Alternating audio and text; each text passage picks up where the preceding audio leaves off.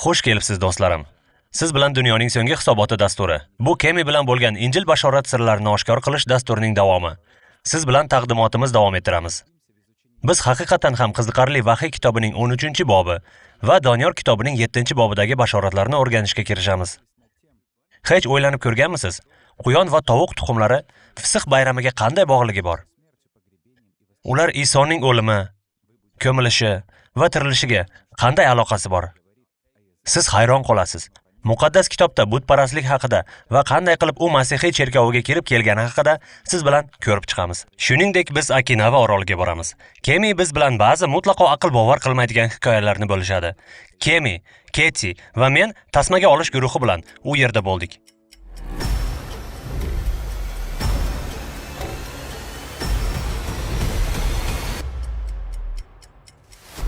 Kanalga obuna bo'lishni unutmang.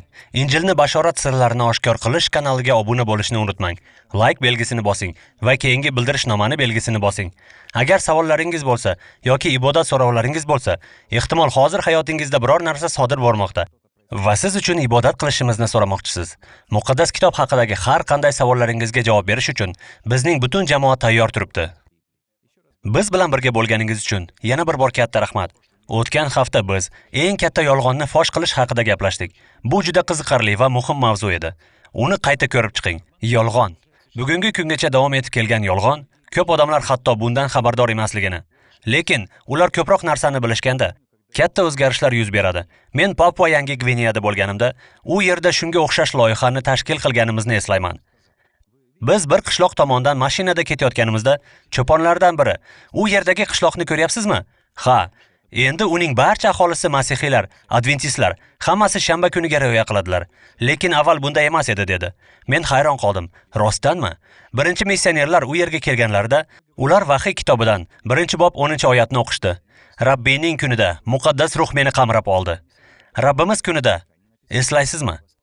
Biz Rabbiyning kuni shanba kuni ekanligi haqida gaplashganmiz. 7-kun esa men, egangiz Xudoga atalgan shabbat kunidir. Mana biz nima haqida gaplashyapmiz. Demak, missionerlar kalomning o'sha joyiga kelishganda shunday yozdilar. Yakshanba kuni Xudoning ruhi meni qamrab oldi. Ammo mahalliy yoshlar ingliz va pidgin tilida o'qishni o'rgana boshladi. Ular muqaddas kitob tarjimasiga qarab, boshqa tarjimalarni o'qib boshladi. Va keyin ular yakshanba kuni Xudoning ruhi meni qamrab oldi. Axir bu noto'g'ri-ku. Rabbiyning kunida Xudoning ruhi meni qamrab oldi deyilgan. Ularda juda ko'p savollar bor edi. Shuning uchun biz u yerda voizlik qildik. Endi butun qishloq muqaddas kitobda yozilishicha 7-kun, bu shanba kuni demoqda. Bu 10 ta amrning markazidagi so'zlar. Rabbiyning kuni, bu shanba. Bugun uni ko'rib chiqamiz va siz hamma narsani tushunasiz. Dasturimizning keyingi mavzusi maxluqning tamg'asi deb nomlanadi. Biz barcha qismlarni birlashtiramiz. Biz maxluqning turli xususiyatlari haqida gaplashdik, ammo bu bo'laklarning barchasi birlashadi. Keyingi maxluqning tamg'asi 666 raqami degan taqdimotni o'tkazib yubormang. Unutmang, biz gaplashayotgan har bir narsa Iso haqida. Yaqinda Keti bilan bo'lgan Isroildagi Isoning qabri. Bu qabr hali ham bo'sh. Ha, bu bo'sh. Dunyodagi buyuk diniy rahbar qabrlari band. Ularning barchasi yaxshi odamlar bo'lib, yaxshi narsalarni aytishganiga qaramay, ularning qabrlari band. Lekin Isroildagi Quddusdagi qabr bo'sh. Chunki Iso tirik. Shunday qilib, butun mavzu Iso haqida. Agar Iso bo'lmaganida, men bu yerda bo'lmas edim. Bu haqiqat. Uning va'dasi shundan iboratki, u bizni samoviy uyga olib ketish uchun keladi. Yaqinda bir do'stim menga, "Men juda g'amgin va xafaman" dedi. Men undan nima uchun deb so'radim. "Xotinim hozirgina otasidan ayrildi" deb javob berdi. Bu sodir bo'layotgan voqealar ichida yashash og'ir albatta. Lekin oilalar yana bir bo'ladigan ulug'vor uchrashuv kuni yaqinlashmoqda. Isoga ishonib, bu dunyodan ko'z yumgan onam va dadam va do'stlarim bilan bo'lgan uchrashuvni qanchalar kutayotganimni tasvirlab bera olmayman. Xotinim Keti ham xuddi shuni his qilib, ota-onasi bilan uchrashishni kutmoqda. Iso 2-chi marta qaytib kelganida aql bovar qilmaydigan oila birlashuv lahzasi bo'ladi. Keling nima haqida gaplashganimizni eslaylik. Iso biz unga 2 marta tegishli ekanimizni aytadi. U bizni yaratdi va bizni qutqardi. Biz 2 marta unga tegishlimiz. Isoning o'limi, ko'milishi va tirilishining ramzi suvga cho'mish bo'lib hisoblanadi. Rimliklarga 6-bob. Shabbat Biz uning suratida yaratilganimizni eslatadi. Ibtido 2-bob va chiqish 20-boblar. 10 amirning markazida ko'rsatilgan. Biz Xudoning suratida yaratilganmiz. Bu ijodni eslatadi. Bu ajoyib, shunday emasmi? Maxluqning 9 xususiyati. Ajdaho maxluqqa o'z hokimiyatini berdi. Bu haqda yana bir bor Vahiy 13-bobda o'qib, ushbu mavzuni ko'rib chiqamiz. Ajdaho shayton ekanligini unutmang, to'g'rimi? Lekin qo'rqishning hojati yo'q. Maxluq bu kuch, diniy va jahon siyosiy kuchi. 3-raqam, u azizlarga qarshi urush olib borib, davolab bo'lmaydigan darajada yaralanadi. Ammo bu yara sog'ayadi. Butun jahon hayratda qoladi. Sizlarni ibodatga chaqiraman. Samoviy Ota, Iso uchun senga rahmat. Uning qabri bo'sh ekanligi uchun rahmat. Umid uchun rahmat. Isoning qaytishi haqidagi umid uchun sendan minnatdormiz. Hozir muqaddas kitobni va hayajonli bashoratlarni o'rganishga chuqur kirishib va keyin yana nimalar bo'lishini ko'rayotganimizda bizni marhamatlab duo qil. Bizni sevishingni anglab yetishimizga yordam ber. Iso nomi bilan so'rayman. Amin. Eng muhimi, qachon biz muqaddas kitobni qo'limizga olganimizda, bilasizmi, biz buni har doim takrorlaymiz. Agar u muqaddas kitobda yozilgan bo'lsa, men bunga ishonaman. Xolangiz yoki amakingiz nima deyishi muhim emas. Muhimi Xudoning so'zlari. Agar muqaddas kitobda shunday deyilgan bo'lsa, men bunga ishonaman. Bugungi mavzuyimiz butun yer hayratda qoldi. Biz jahon qudrati haqida gaplashamiz. Eslaysizmi? Maxluq haqida gapirganimizni hech bir yomon joyi yo'q. Biz bilamiz, maxluqlar bu turli mamlakatlarning ramzi. Amerika bu burgut, Angliya sher, qiziq. Yillar davomida qanday qilib mamlakatlar turli hayvon yoki qushlardan ramzi sifatida tanlangan ekan. Ya'ni, maxluq bu jahon kuchidir. Va biz ilgari kontekstda ko'rganimizdek, bu jahon diniy kuchdir. Bugun biz Vahiy kitobining 13-bobini ochib, u yerda nima yozilganini batafsil o'qiymiz. So'ngra Doniyor kitobining 7-bobiga o'tamiz. Vahiy kitobi va Doniyor kitobi bir-biri bilan bog'liq bo'lib, bir-birlarini tushuntiradilar. Esingizda bo'lsin, barcha javoblar muqaddas kitobda. Vahiy 13-bob. Keling, hozir bu bobga o'tamiz. 1-3-oyatlar. Ajdaho dengizning qum sohiliga borib turdi. To'satdan men dengizdan bir maxluq chiqib kelganini ko'rdim. Uning 7 boshi va 10 ta shoxi bor edi. Har bir shoxida bittadan toj kiydirilgan. Har bir boshiga esa kufrona nom yozilgandi. Hammasi juda qiziq, shunday emasmi? O'qishda davom ettiramiz. Men ko'rgan bu maxluq qoplonga o'xshardi. Oyoqlari ayiqning oyog'iga, og'zi esa sherning og'ziga o'xshar edi. Ajdaho bu maxluqqa o'z qudrati, taxti va buyuk hokimiyatini berdi. O'qishni davom ettiramiz. Vahiy 13-bob, 1-3-oyatgacha. Maxluqning boshlaridan biri davolab bo'lmaydigan darajada qattiq yaralangan edi. Ammo uning bu yarasi sog'ayib qoldi. Shunda butun jahon hayratda qolib, maxluqqa ergashdi. Odamlar ajdahoga sajda qilishdi. Chunki ajdaho maxluqqa o'z hokimiyatini berdi. Suvdan hayvon chiqdi. Uning tanasi qoplonga, oyoqlari ayiqning oyog'iga, og'zi shernikiga o'xshardi. Bularning bari nimani anglatadi? Keling oyatlarni o'rganishda davom etib, yana o'qiymiz. Ajdaho dengizning qum sohiliga borib turdi. To'satdan men dengizdan bir maxluq chiqib kelganini ko'rdim. Uning 7 boshi va 10 ta shoxi bor edi. Har bir shoxida bittadan toj kiydirilgan. Har bir boshiga esa kufrona nom yozilgan.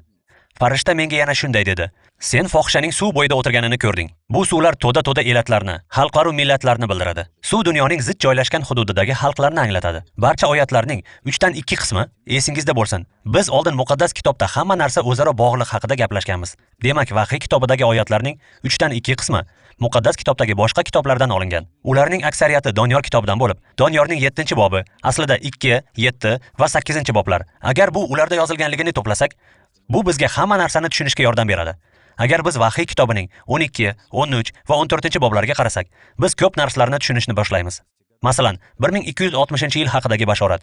Bu raqam, bu bashorat muqaddas kitobda 4 yoki 5 marta qayd etilgan. Bu juda qiziq. Doniyor 7, 2, 3. Men tushimda bir vahiy ko'rdim. Osmonning 4 tomonidan esayotgan qattiq shamol ulkan bir dengizni to'lqinlatayotgan edi. O'sha dengizdan bir-biriga o'xshamaydigan 4 ta bahaybat maxluq chiqdi. Shunday qilib, bu hayvonlar eslasangiz, bu ular haqida avval ham Doniyor kitobining 2-bobida o'qigandi. Hayvonlar jahon siyosiy kuchini anglatishi haqida gaplashganmiz. Aytgancha, agar siz avvalgi dasturlarni tomosha qilmagan bo'lsangiz, orqaga qaytib barcha videolarni YouTubedan birinchisidan boshlab tomosha qiling. Siz Doniyorning 2-bobida nima deyilganini ko'rib, hayratda qolasiz. Unda biz Shoh Navbuxadnazar ko'rgan tushni ta'bir qilganmiz. Bularning barchasi bir butunga aylanib, bugun qayerda ekanligimizni tushunib olasiz. Doniyor 7-bob 3-oyat. O'sha dengizdan bir-biriga o'xshamaydigan 4 ta bahaybat maxluq chiqdi. Sen ko'rgan 4 ta maxluq bu yer yuzida hukmronlik qiladigan 4 ta shohlikdir. Demak 4 ta shohlik. Suhbatdoshim menga shunday dedi. 4-maxluq bu yer yuzida hukmronlik qiladigan 4-shohlikning timsolidir. Shunday qilib muqaddas kitob o'z-o'zini tushuntiradi. U o'zini izohlaydi. Hayvonlar bu shohlar yoki shohliklar, jahon kuchlari hokimiyati. Demak buning bari nimani anglatadi? Xo'sh, Doniyorni 2-bobiga qaytaylik. Bobil oltin bosh edi. Media Force eslasangiz, ko'kragi kumushdan va keyin Gretsiya, bronza sonlar va Rim, temir boldirlar va keyin 10 qabilalar, oyoqdagi 10 barmoqlardir. Mana 10 qabila va 10 barmoq. Hammasi bir-biriga mos keladi. Buni biz 2, 7 va 8-boblarda ko'ramiz. Ularning barchasi bir-birini tushuntiradi. Demak, o'qish va o'rganishni davom ettirar ekansiz. Biz yashayotgan vaqt haqida Xudo nima demoqchi bo'lganini yanada ko'proq ko'ryapsizmi? Bu turli tasvirlar Doniyorning 8-bobidagi Medafors, Gretsiya, birlashgan Rim va bo'lingan Rimdir. Vahiy kitobini o'rganganingizda bu juda qiziq bo'ladi. Doniyor 7-bob 4-oyatiga e'tibor bering. Birinchisi sherga o'xshagan edi. Uning burgut qanotlariga o'xshagan qanotlari bor edi. Men maxluqni tomosha qilib turgan edim. Birdaniga qandaydir bir kuch uning qanotlarini uzib tashladi. O'zini esa ko'tarib odamzodga o'xshatib, 2 oyog'ida turg'izib qo'ydi. O'sha maxluqqa inson ongi berildi. Qiziqarli, shunday emasmi? Bu Bobil saroyidan olingan sherning surati. Agar diqqat bilan qarasangiz, siz 2 ta qanotni ko'rasiz. Uning qanotlari bor. Bu Bobilning taniqli ramzi. Nega uning qanotlari bor? Muqaddas kitobda qanotlar tezlikni anglatadi. Xaldeylar Habakuk 1-bob va Chiqish 19-bob. Arslon, bu Bobil. Bilimning kaliti shundaki, qanotlar tezlikka teng. Qanotlar tezlikning ramzi. Doniyor 7-bob 5-oyat. 2-maxluq ayiqqa o'xshar edi. U og'ziga 3 ta qovurg'a suyaklarini tishlab olgan edi. U hamla qilishga shaylana boshlaganda, shunday qilib bu ayiqning og'zidan 3 ta qovurg'a bor edi. Ayiq bu Medafors. Doniyor 7-bob 6-oyat. So'ng qoplonga o'xshagan paydo bo'ldi. Bu maxluqning 4 ta boshi va orqasida qush qanotiga o'xshagan 4 ta qanoti bor edi. Shunday qilib qoplon bu Gretsiya. Qoplon bu Gretsiya. Biz bilishimizcha 4 qanot bu tezlikni anglatadi.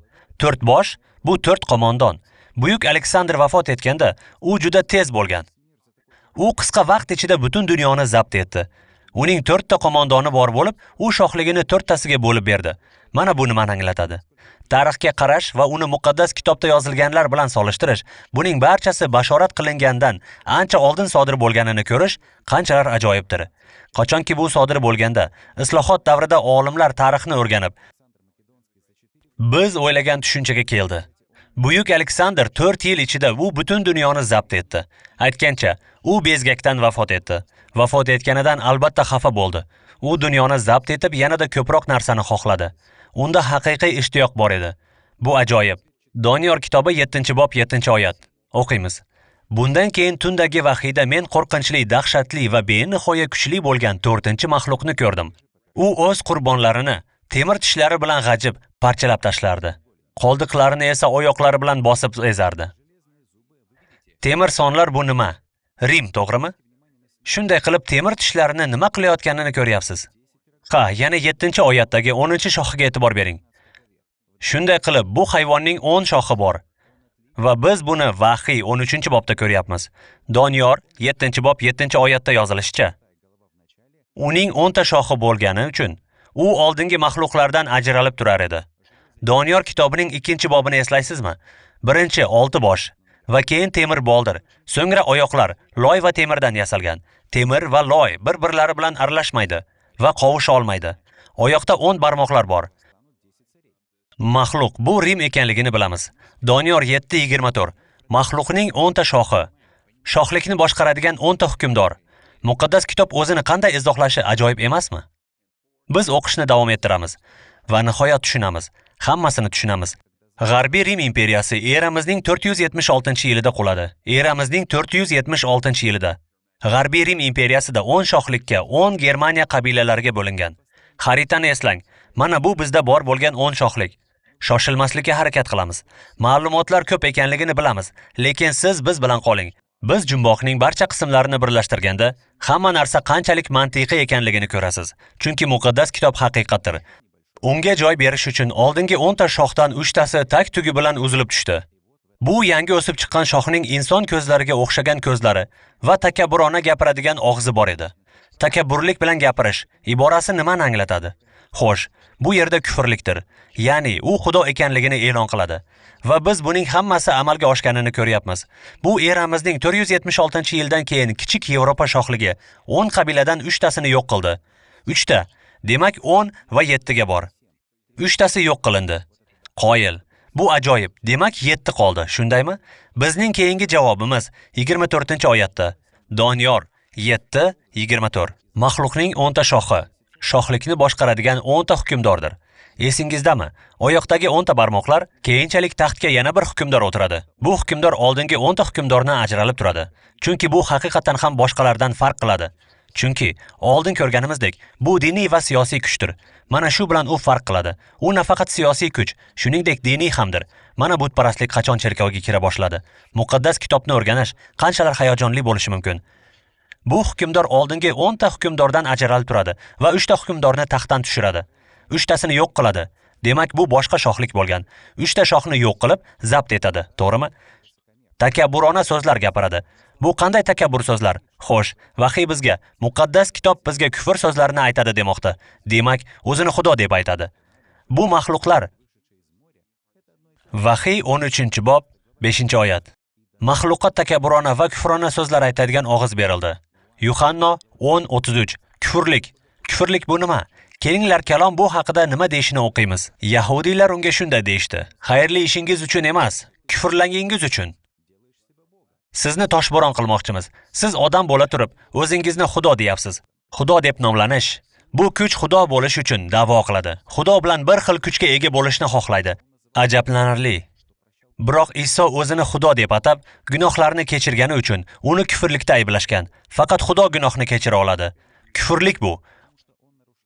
Kufrlik bu o'zini Xudo deb e'lon qilish.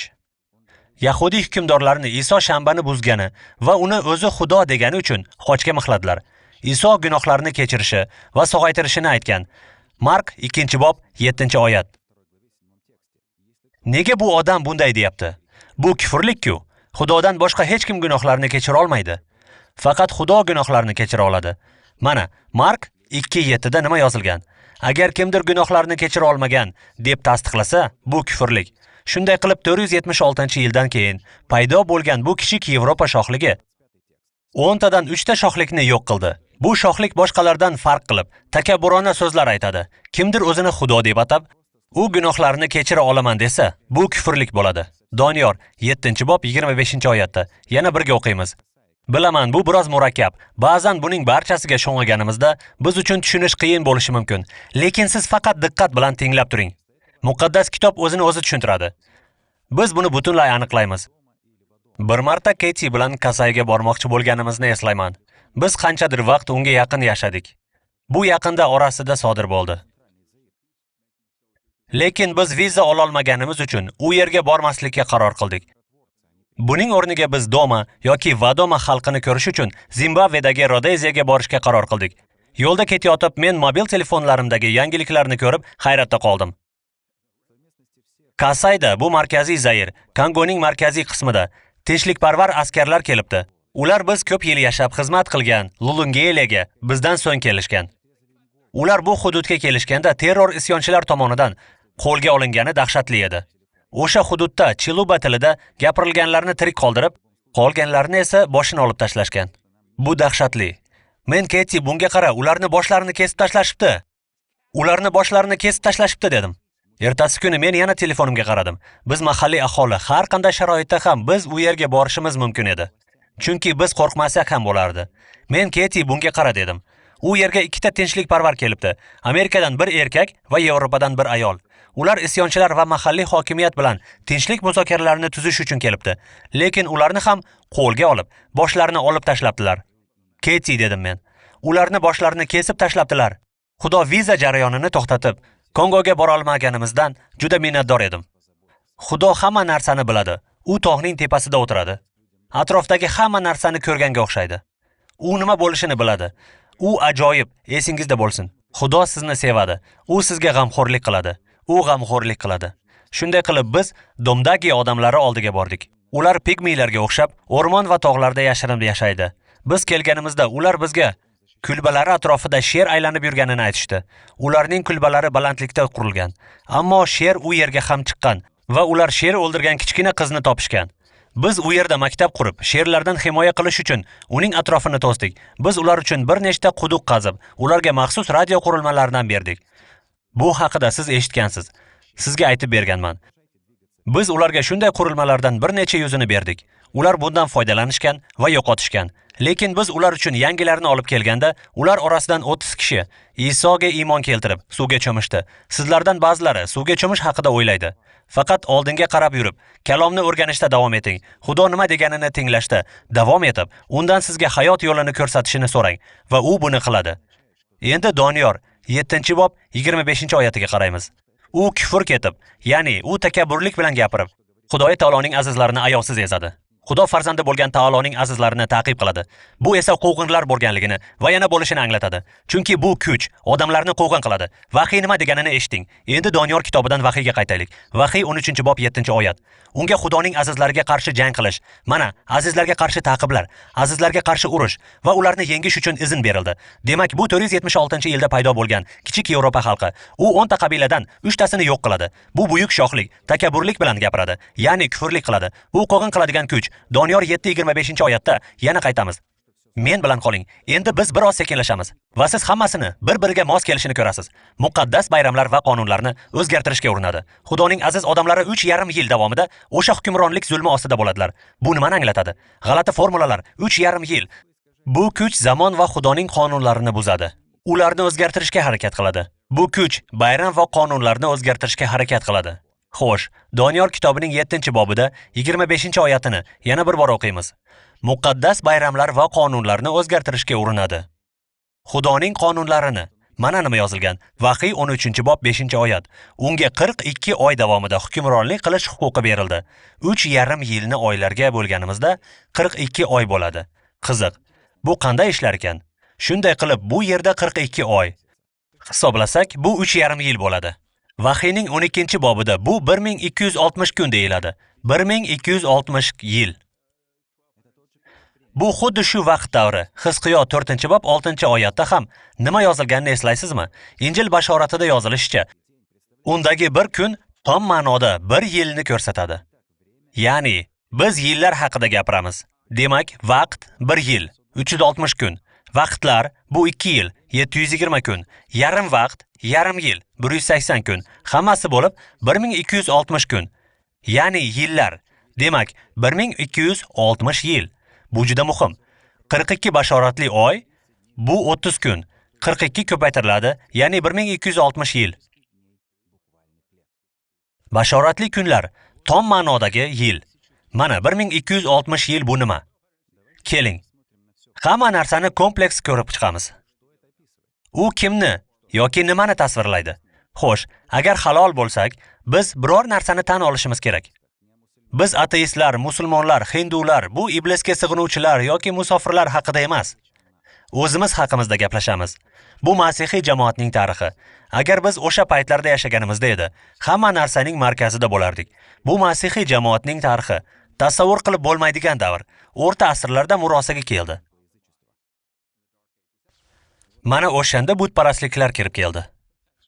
Isoning o'limi va tirilishiga hech qanday aloqasi bo'lmagan tovuq tuxumlari, hosildorlik ma'budasi paydo bo'ldi. Quyonlar, bu unumdorlikning ramzi. Hosildorlik ma'budasi. Buning bari masihiy jamoatga qanday kirib kelgani hayratlanarli. Muqaddas kitob bu voqealarni bashorat qilgan. Hammasi mos keladimi? Ha, hammasi. Kichik Yevropa xalqi 4-asr Konstantin o'zgartirishi. Esingizdami? Men Konstantin Masihiylar shanbasini qanday qilib quyosh kuniga o'zgartirgani haqida videoni ko'rganimda aytib berganman. Yakshanba quyoshga sig'inish kuni. Ajoyib, shunday emasmi? Rim Masihiyga aylandi. Butparastlik Injil haqiqati bo'lgan Isoning o'limini va tirilishi bilan aralashdi. Bu hech qanday tarzda mos kelmaydi. Lekin bu haqiqat. Bu narsa sodir bo'ldi. Cherkov va davlat birlashdi. Bu kichik Yevropa mamlakati ushbu ittifoq vakili eramizdan 476-yilidan keyin paydo bo'ldi. Va biz bu haqiqat ekanligini bilamiz. Chunki bu shunday edi. Aynan Rim imperiyasi qulagandan keyin imperator Justinian Rim shohligini kalitini 533-yilda cherkovga topshirdi. U 10 qabiladan 3tasini yo'q qilishi to'g'ri. Bu to'g'ri, hammasi qo'shiladi. 533-yilda imperator Justinian o'zining shtab kvartirasini Konstantinopolga ko'chirdi. Bugungi kunda u nima deyiladi? Konstantinopol bu Istanbul. U Rim yepiskopini boshqaruvchi qilib, uni G'arbiy Yevropa ustidan hokimiyatini berdi. Faqat bitta muammo bor. 3 qabila Rim yepiskopining hokimiyatini rad etadi. Vandal, Herul va Ostrogotlar. Bu 3 qabila va 10 ta, bu 3tasi. Yo'q, Rim yepiskopiga erishishni xohlamaymiz. Bu diniy kuch, siyosiy emas dedi. Ko'p marta urush va suhbatlar bo'ldi va nihoyat biz bilamiz, eramizning 493-yilida Herullar, 534-yilda esa Vandallar Rim armiyasi tomonidan yo'q qilingan. Va nihoyat biz yana ko'ryapmiz, eramizning 538-yilida Ostrogotlar ham Rim armiyasi tomonidan vayron qilingan. Shunday qilib 3tasi yo'qoldi. Esingizdami? 10 ta shoh, bu oyoqlardagi 10 ta barmoq. Endi 7tasi bor, 3tasi yo'q bo'ldi. Barcha to'siqlar olib tashlandi. Rim yepiskopi G'arbiy Yevropa ustidan hokimiyatga ega bo'lib, 538-yilda davlat cherkovining boshqaruvi boshlandi. 4-aniqlovchi belgi 538. Buni eslab qoling. 538. Shunday qilib, kichik Yevropa davlati 476-yildan beri paydo bo'lib, 10 tadan 3tasi yo'q qilindi. Bu shohlik boshqalardan farq qiladi. Bu boshqacha. Cherkov va davlat turmush qurishdi. Dinni aralashtirmaslik kerak. Din va siyosiy hokimiyat birga bo'lmaydi. Agar shunday qilsak, muammodan qochib qutula olmaymiz, to'g'rimi? Buni bilamiz. Mana nima uchun 50, ehtimol hatto 100 milliongacha va ba'zi manbalarga ko'ra, hatto bu dahshatli aql bovar qilmaydigan urushda iymonlari uchun hatto bundan ham ko'proq odam vafot etgan. Chunki ular Isoni juda sevganidan, ular murosaga kelishni xohlamadi. Ular murosaga kelishmadi. Siz 17 dyumli asosiy baza o'lchamini eslaysizmi? Uning o'lchami 17 dyum. Siz uni katta yoki kichik qila olmaysiz. O'lcham 17 dyum bo'lib qoladi. Bu ko'rgan narsangiz 10 amr. Bu 10 ta tavsiyanoma emas. 10 amrlarni bizga Xudo bergan. Ular atrofimizda qurilgan devorday bizni xavfdan saqlaydi. Konstantinning rejalari 200 yil oldin amalga oshirildi. Konstantin topinish kunini o'zgartirgan video haqida eslaysizmi? Bu hammani birlashtirish uchun shunday qilishni xohlagan. Ha, bu bizning tarix. Qodir Tangriga qarshi aytilgan kufr so'zlar. Ha, bu biz qilgan narsa, masihiylar qilgan narsa. Keling to'g'ri so'z bo'laylik. O'sha davrda aytilgan ba'zi bir misollardan keltirishga ijozat bering. Mana, keling, Papa Leoning ensiklopediyalarini bir ko'rib chiqaylik. Biz olamda qudratli Xudoning o'rnini egallaymiz. Biz olamda qudratli Xudoning o'rnini egallaymiz? Ruhoniy qarorlarga bo'ysunib, kechirish yoki kechirmaslik yoki sharoitga qarab gunohlarni kechiradimi yoki yo'q. Ruhoniyning qarori muhim va Xudo unga amal qiladi. Xudo ruhoniyning aytganini qilishi kerak. Buni tasavvur qila olasizmi? Mening muqaddas kitob 1-Yuhanno 1-bob 9-oyatida bordi-yu, gunohlarimizni e'tirof etsak, sodiq va adolatli bo'lgan Xudo gunohlarimizni kechirib, bizni har qanday yomonliklardan forig' qiladi, deb yozilgan. Faqat Xudo, faqatgina Xudo. Siz gunohlaringizni tan olish, odamning oldiga borishingiz kerak emas. Xudo u inson emas, yaratguvchidir. Hokimiyat va ta'qib qiluvchi kun. Ha, bu ham haqiqat. Keling, o'rta asrdagi jamoatlarga qaraylik. Biz 50 dan 100 milliongacha dedik. Ba'zilar esa 200 milliongacha odam vafot etgan deydi. cherkov ilohiy huquq bilan bid'atchilarning mulkini musodara qilishi mumkin. Mana nima yozilgan. Ha, cherkov qonuni shunday. Ularni hibsga olib, yoqilsin degan hukm chiqarilsin. Yoqish uchun hukm qilinsin? Mana shunday. Faqat Isoga sajda qilib, muqaddas kitob o'qiganingiz uchun siz yonishga hukm qilinasiz. Bu dahshatli edi. Valdensiyaliklar Fransiyaning pastki qismida va Shimoliy Italiyagacha bo'lgan joyda Vudua vodiysida yashashgan. Men Keti bilan u yerda bo'ldik. U ajoyib joy. Ular o'sha g'orlarda yashirinib, muqaddas yozuvlarni nusxa ko'chirishib, Fransiya va Shimoliy Yevropadagi mashhur universitetlarga kirgan yoshlarni kiyimlarini etagiga tikishgan va ular Iso haqidagi xushxabarni tarqatishgan. Qachonki ular qo'lga olinganda, tiriklayn yoqib yuborilgan. Lekin ular iymondan qaytmagan. Ular iymondan qaytmagan. Yo'q. Biz hamma odamlar teng huquqli degan haqiqatni qabul qilamiz. Bu haqda ilgari eshitganmisiz? Mana nima uchun Amerika muhim rol o'ynaydi. Juda ko'p ta'qiblar davom etmoqda. Isoni sevadigan masihiylar Xudoga sajda qilib, muqaddas kitobni o'qib, Isoga gunohlarini e'tirof etishni xohlaydi. Mana bu erkin yer, erkinlik joyi, yangi nur. Hammasi diniy erkinlik haqida edi. Shuning uchun biz hamma odamlar teng huquqli degan haqiqatni qabul qilamiz, deb yozilgan. Shuning uchun Amerika sahnaga chiqdi. Vaqt qonunlarini o'zgartirishga urindi. Ha, bu ham haqiqat. Papa bayramlarni o'zgartirish hokimiyatiga ega. Mana ular nima deyshadi? Ular deyshadiki, qonunlarni bekor qilib va hamma narsani hatto Masihning amrlaridan ham ozod qiladi. Hatto Masihning amrlaridan? Buni qarang. Savol va javob. Bu katexizm kitobidan. Dam olish kuni nima? Dam olish kuni shanba. Unda nega biz shanbaga emas, yakshanbaga rioya qilamiz? Va bu yerda javob 50-bet. Biz shanba o'rniga yakshanbaga rioya qilamiz, chunki katolik cherkovi shanba kunini yakshanbaga ko'chirdi. Mana Kanon va An'ana kitobidagi so'zlar. Biz avval ham o'qiganimizdek 18 yil davom etdi. Bu barcha yig'inlar ichidan eng uzoq bo'lgani. Savol shunday edi. Eng muhimi nima? Xudoning so'zimi yoki cherkovning an'analari va so'zlari? Qaysi biri muhimroq? Va nihoyat 18 yildan keyin episkop Reggio shunday qilib cherkov jamiyati muqaddas kitobga bog'lana olmaydi. Muqaddas yozuvlarga chunki cherkov o'zgardi. Bu yerda o'zgarishga harakat qildi deb aytilsa to'g'riroq bo'ladi. Chunki Xudoning qonunini o'zgartirish mumkin emas. Masihning buyrug'i bilan emas, o'z hokimiyati asosida shanbani yakshanbaga o'zgartirdi. Tasavvur qila olasizmi? Muqaddas kitob shunday deydi. Xudoning qonunini o'zgartirishga urinadi. 4-amr 1995-yil 21-mayda biz Portlandda, Oregon shtatida bo'ldik. Men ushbu so'zlarni topdim. Keti, bu yerda nima deyilganiga qara, deb baqirdim. Cherkov ilgari amalga oshirgan ehtimol eng jasur va eng radikal o'zgarish 1-asrda sodir bo'lgan. Muqaddas kun shanba. Shanbadan yakshanbaga o'zgartirildi. Bu narsa muqaddas kitobga muvofiq emas, ammo cherkov hokimiyatining vakolatiga asoslandi. Muqaddas bitik yagona hurmatga loyiq bo'lishi kerak deb o'ylaydigan odamlar 7-kun adventistlari bo'lib shanba kunini muqaddas deb bilish kerak. Bu ajoyib emasmi?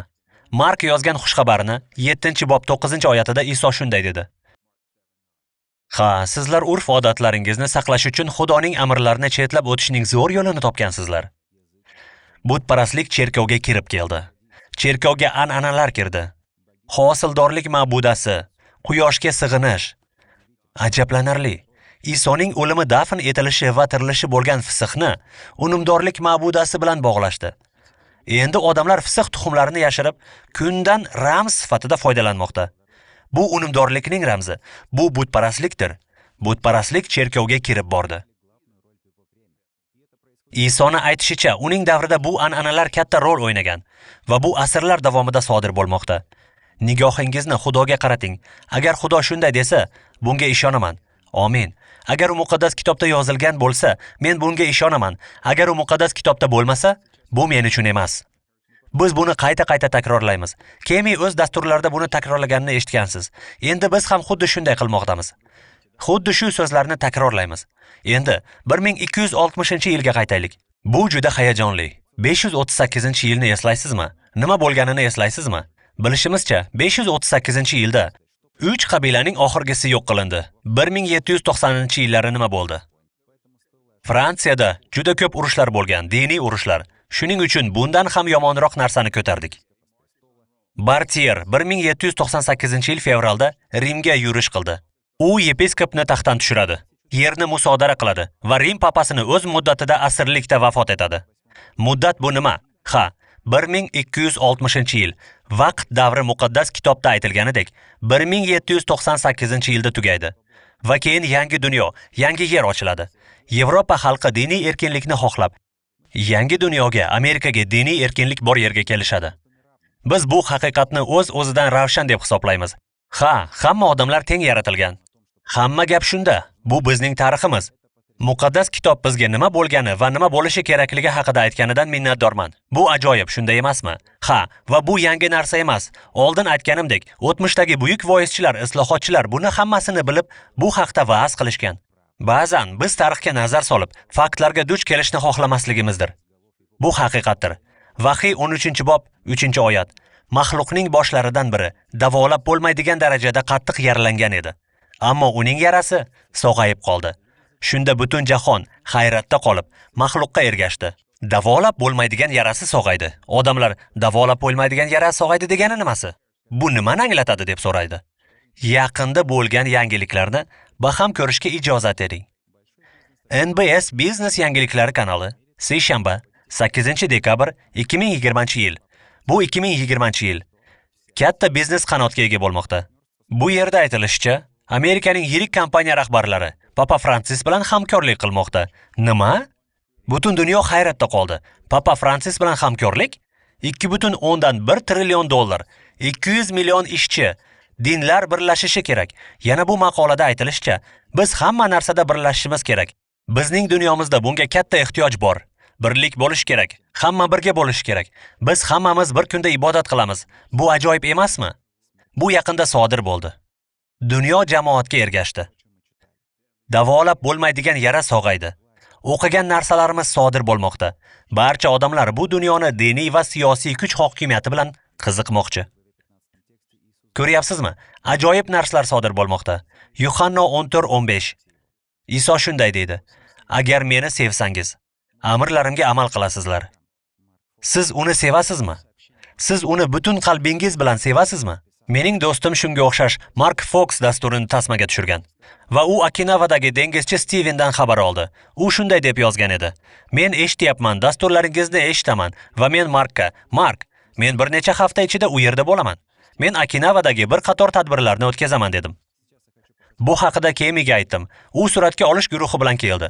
Keti va men u yerda bo'lib, Steven bilan uchrashdik va Steven bizga o'z hikoyasini aytib berdi.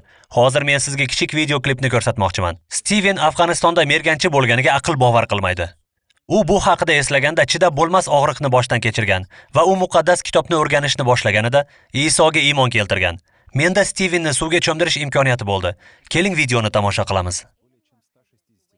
Yaponiya bo'ylab evangelizatsiya loyihasi vaqtida AVR 360 va jamoa a'zolarini to'liq jalb qilish dasturlarida voizlik qilishga tayyorlanayotgan edi. Ayni paytda bizning YouTube xushxabarchi hamkorimiz Mark Fox biz bilan bog'lanib, unga kelgan bir guvohlikni bizga aytmoqchi bo'ldi. Bu Stevenning guvohligi edi. Uning hikoyasini tinglang. Men Afg'onistonda bo'ldim. Bu mening Afg'onistondagi birinchi safarim edi. Bu 2009-yildan 2010-yilgacha bo'lgan juda qiyin davr edi. Biz do'stlarimizdan ayrilayotganimiz haqida boshqa batalyonlardan xabar oldik. Biz odamlarni, do'stlarimiz va dushmanlarni o'ltirayotganini ko'rdik. Va men o'zimga, qanday Xudo insoniyatga shunday dahshatli, aqldan ozgan ishlarni qilishga imkon beradi dedim. Uyga kelganimda men o'z hayotimga qarshi ishlarni qildim. Afg'onistonda bo'lgan voqealarni, og'riqni va boshqa narsalarni unutishda spirtli ichimliklarni dori sifatida ichdim. Bir necha yildan so'ng Yaponiyaning Okinawa shahrida xotinimni uchratib qoldim. U bilan Michigan shtatida yashaganimizdan keyin unga iqlim mos kelmaganidan Yaponiyaga ko'chib o'tishimizga qaror qildik. Men o'zimga qarshi hayot kechirishda davom etdim. Birinchi o'g'lim tug'ilgandan keyin ham ichaverdim, chekaverdim. Chekishni tashlab, kamroq ichishni xohlardim. Albatta, men hech qachon ichishni tashlamayman deb aytmaganman. Men ichish va chekishni davom ettirdim. Va menga buni tashlash imkonsizdek tuyulardi. Va keyin Xudo menga farishtaga o'xshagan do'stni yubordi va u menga, "Ehtimol sen ibodat qilishni boshlashing kerak" dedi. Men ibodat qila boshladim va Xudo qiziqishimni oshirdi. Shuning uchun men bir oz tadqiqot qilishga qaror qildim. Men internet orqali YouTube'dan Mark Foxni topdim va men bu odamning va'zlarini tinglashni boshladim. U o'z guvohliklari va internetdagi muqaddas kitobni ajoyib bashoratlari bilan bo'lishni boshladi. Bu narsa meni ilhomlantirdi. Chunki men uning his-tuyg'ulari va Rabbiga bo'lgan sevgisini his qildim. Bu meni ilhomlantirdi.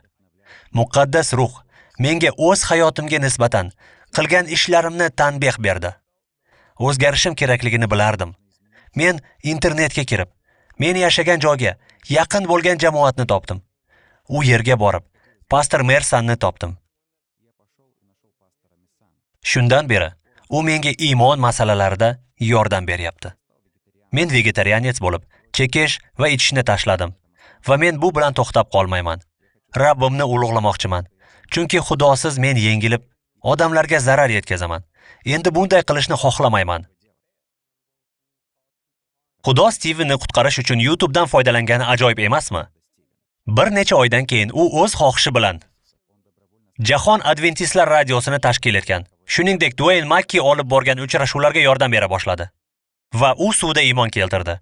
Bizning Xudo ajoyib emasmi? 1-Yuhanno 1-bob 9-oyat.